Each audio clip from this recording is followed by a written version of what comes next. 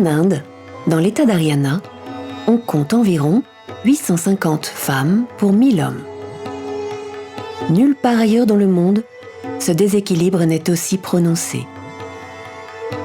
Depuis 1994, la loi interdit l'échographie pour déterminer le sexe d'un enfant à naître. On estime pourtant qu'un fœtus féminin est supprimé toutes les 22 secondes à travers le pays. Depuis 30 ans, ce sont ainsi des dizaines de millions de petites filles qui n'ont pas pu voir le jour. Engendrer un fils est toujours considéré comme une bénédiction. Avoir une fille, c'est s'endetter pour 20 ans. C'est à ce type de préjugés que Neelam Bala, sage-femme de profession, a décidé de tordre le cou.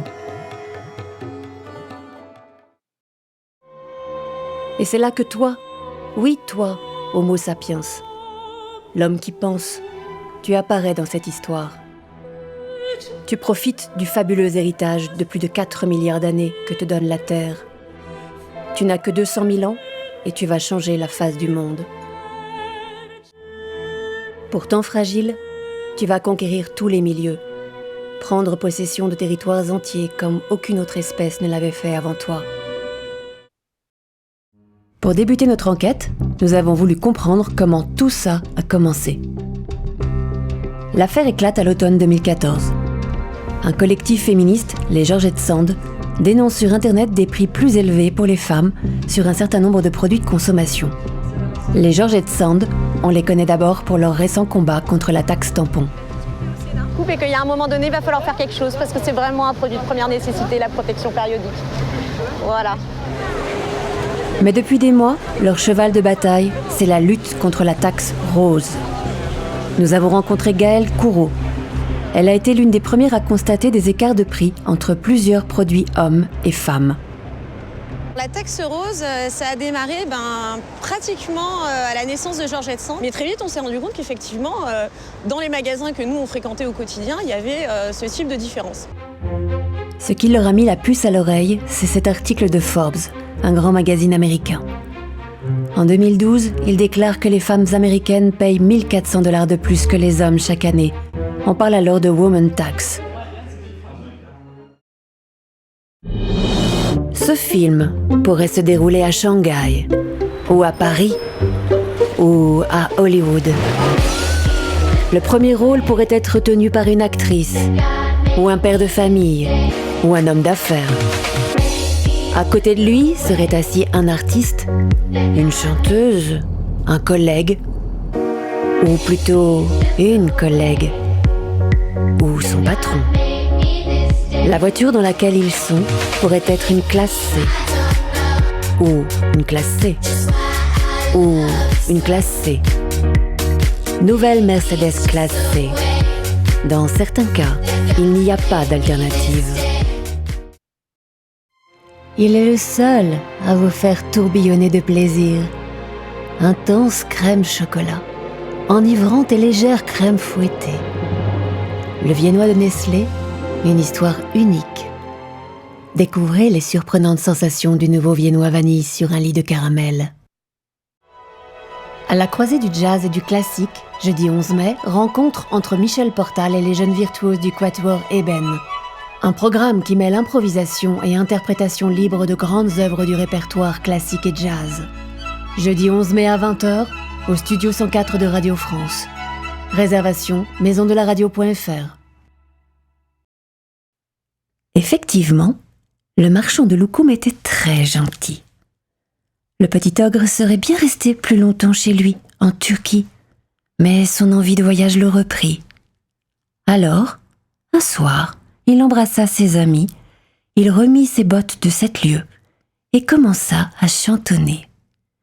Rio, Rio de Janeiro. En 3 pas, il arriva à Rio. Les rues étaient pleines de gens déguisés et pleines de musique qui les faisait danser. Le petit ogre ne comprenait pas les mots qu'on lui disait, mais la musique, il la comprenait.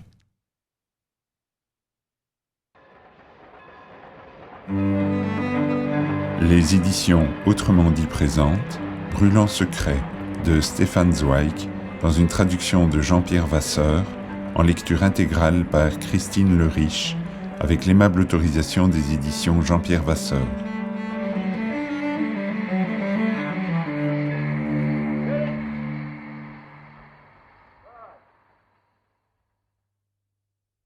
La locomotive poussa un cri rauque.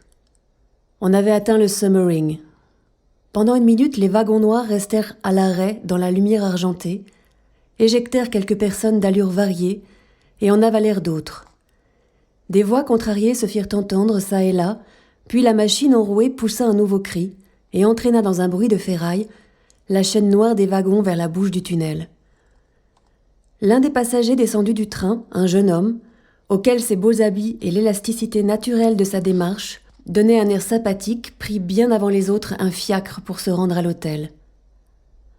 À l'hôtel, le premier pas du jeune homme fut de compulser la liste des clients présents, qu'il parcourut du regard et s'en trouva déçu. « Pourquoi faire suis-je donc ici » commença-t-il à se demander avec inquiétude.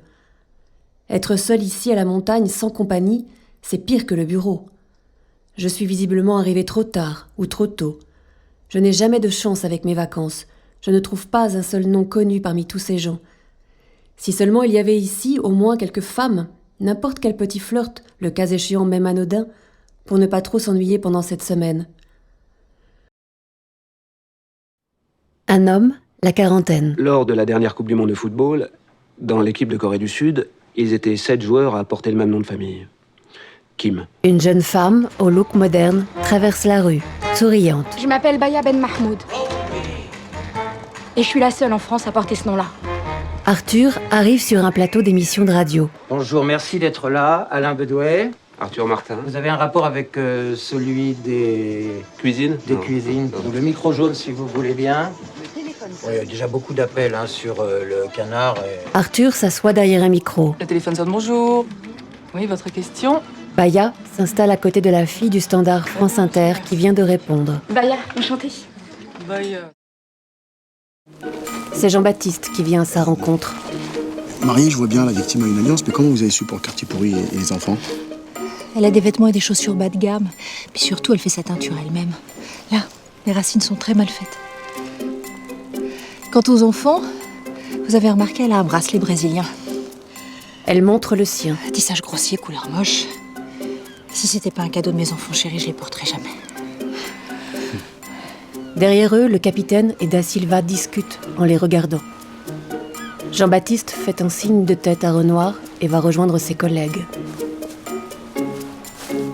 Le capitaine est assis avec un homme de 40 ans devant une maison. Bon, monsieur Wauquiez, je sais que c'est difficile, mais je vais devoir vous poser quelques questions, d'accord? Renoir inspecte l'intérieur de la maison. Vous êtes rendu compte à quel moment de la disparition de votre femme? Fin de journée, hier. L'école m'a appelé. Parce que Sophie était pas venue chercher le petit à la sortie de l'étude et qu'elle répondait pas sur son portable. J'étais chez un client. Je suis menuisier. Votre femme travaillait? Renoir vient de faire tomber une boîte du placard de la cuisine. Elle était chez Marlot Industrie à la compta. Dans CDD. Et à temps partiel aussi. Elle ramasse les dégâts. Elle devait finir à quelle heure hier? Hier, elle a appelé Enzo, notre grand, pour lui dire qu'elle finirait à 6 et qu'elle irait directement à l'école. Renoir renifle une boîte. Votre connaissance, est-ce qu'elle avait des problèmes, des ennemis? On avait des soucis, mais comme tout le monde, sans plus. Elle goûte un gâteau. Sophie, elle aurait pas fait de mal à une mouche. Celui qui a fait ça, c'est forcément un détraqué. Mieux comprendre la situation ne facilite pas le pilotage pour autant. Les circuits électriques et hydrauliques endommagés représentent un risque et les pilotes décident de tourner en rond près de l'aéroport, le temps de mettre au point une stratégie pour l'atterrissage. Dave Evans est mis à contribution. L'inspecteur utilise le logiciel d'atterrissage de l'A380 pour calculer la longueur de piste nécessaire avec les réservoirs pleins.